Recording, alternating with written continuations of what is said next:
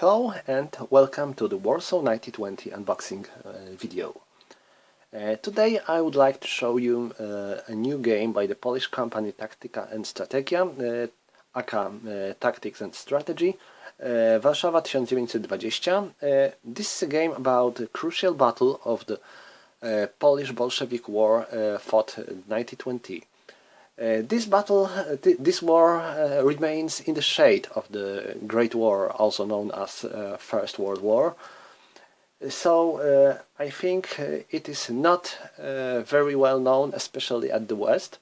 While many historians claim that this was one of the most important conflicts of the 20th century, because at the gates of Warsaw, Polish army, newly formed after 120 years of the partitions of Poland, managed to stop Bolshevik forces that stormed through Poland, and their goal was to join German workers and German communists and spread communist revolution all over the Europe and then all over the world.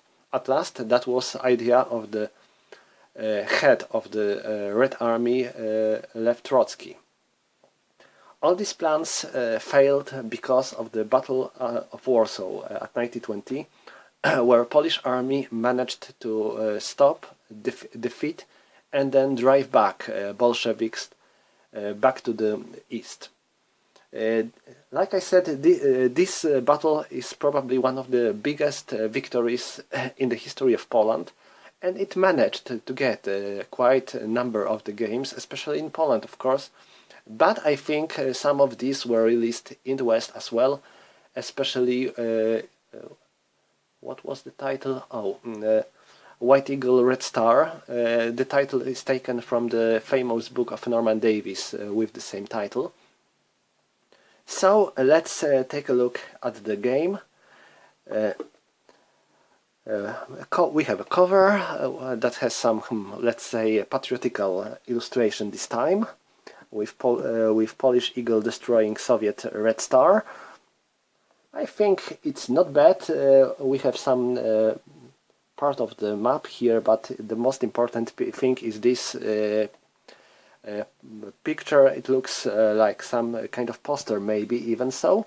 So let's take a look at the back of the board, of the box. We have a description of the battle in the numerous, really numerous languages, some other games of this publisher, and a miniature of the game. What is pretty unusual, normally publisher posts here a thumbnail of the entire board. This time they placed descriptions in the much more languages than usual. So let's take a look inside. We have one die, and then we have counters. Counters are very thick. They don't have to be clipped. This is one of the things that I really like in this publisher. They are pop out of the quite nicely. You don't have to cut anything on the corners. Of course, if you like to have rounded corners, you will probably like to clip them, but you don't have to clip them to make them look nice. As you see, they have numerous colors, which is a thing that I like. I like when we have a number of the different colors on the board. So we have different colors for the entire Polish armies. I think this one is, for example, Polish army formed in France, and it was usually called Blue Army. So their color is navy blue, while other Polish forces have a bit lighter shades of blue. While here we have Bolshevik armies, again in the different colors for armies. So let's take a look. Back then, okay, we have more units. Here are some of the Polish units too, and here are well-known Russian First Horse Army led by Semyon Budionny, probably one of the most known Soviet generals of this war, and even later he was commander of one of the very few Soviet commanders that managed to survive Stalin's purge, and then he even commanded during World War II and later. He died in 70s, I think, and as a very, very old guy with this his famous mustache that some of you might remember. Here we have Cossack units fighting for Soviets and I think for Poles, because in this conflict Cossacks fought for both sides. And here we have one counter which is errata for one of the games that by this company, Kasserine 43. Here we have some markers. Recently this company changed their way of making counters a bit, because in the past some of their counters, especially markers, were to be cut down, and here we have all them die cut instead. Okay, now let's take a look on the board. Board is printed in the two parts, in the two separate parts that can be linked together, and I think they have to be linked together to play an entire game.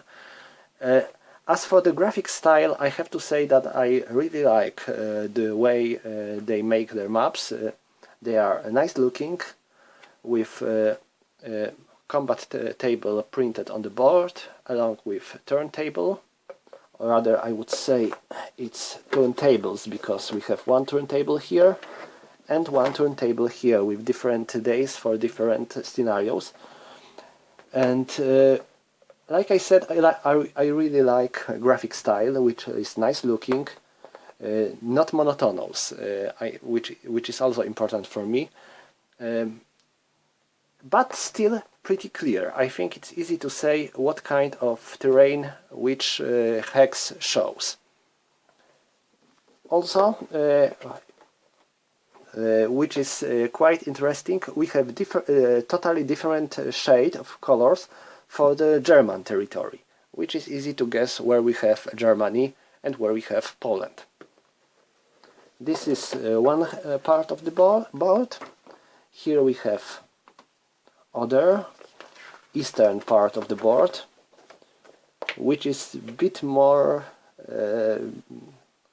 I think it's quite same when it comes to the terrain. Nothing very unusual, nothing different here, especially maybe a bigger number of the forest and smaller number of the roads, which makes Soviet approach a bit harder, but not totally impossible, of course. This, like I said before, this battle was a great victory of the Polish army, although we can see if the Soviets were able to destroy Polish forces and make their way to the west. So that's all when it comes to the boards. Here we have fortifications counters. These counters have to be cut down manually. And finally we have rulebook. Rules are not very complicated, I assume, because they use the well-known system of this company. Yes, we have about 10 pages of the rules, which should be quite easy to memorize. Of course, I have Polish edition of this game, so I have Polish rulebook, but they publish their games in the English as well, so all you have to do is to ask for English rulebook while purchasing the game. And here we have scenarios. Scenario first, 5th of August, shows Polish retreat towards the Warsaw and Soviet attack towards the city.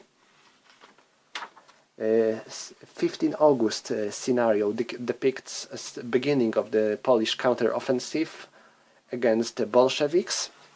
18 August scenario shows the crucial points of the Polish counter-attack.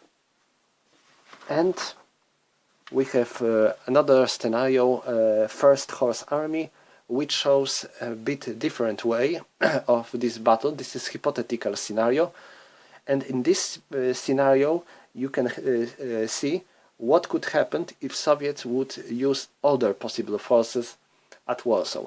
This is one of these scenarios that we can say it is what could happen if it was possible to use First Horse Army in the Battle of Warsaw, but I think it was Stalin who made this not possible, because he wanted First Horse Army where he was, so it wasn't possible to use them at Warsaw. But in this scenario you can see if it was possible to defeat Poles with the help of the First Horse Army.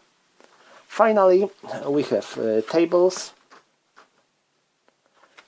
combat table, destruction table for artillery, and disorganization table, and finally terrain and terrain table.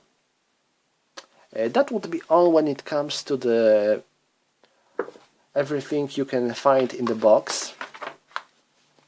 I can't say much about the gameplay, of course, because I just received this game, so I don't know how the scenarios are. Maybe it is notable that there is not very small scenarios like in the some games of this company. All the 4 scenarios seems to be medium. Maybe not very big, like in the, for example, there is Stalingrad, which is a very big game when it comes to the number of the counters and the time of the gameplay. No, this seems like a game of the medium size when it comes to the time of the gameplay and the number of the units, especially when you will see that you have all the units here in these 2 parts, while here we have many markers. And I think not all the counters are used in every scenario. So this is not gonna be something very big and very long, I guess. So that would be all when it comes to the first impression of this game. I'll try to make a review when I manage to play this game at last few times. Of course it will take a time, because playing a game is, of course, especially a war game, is not something that you can do in the one evening. It usually takes 2 or 3, sometimes faster, sometimes longer, depends on the game, of course, but I'll do my best to make a review later, maybe in the 3 or 4 months, I hope so.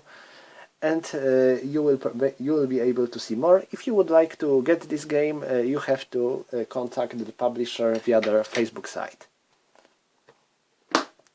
Oh, I think I don't know if I noticed, the box is closed in the with the magnetic lock. I have to say that I like it very much, how it looks and even how it sounds. That's something original, and I don't think I have seen anything like this in any other war games. If you have seen any, if you know about such a way of locking box, feel free to tell me. Thank you for watching.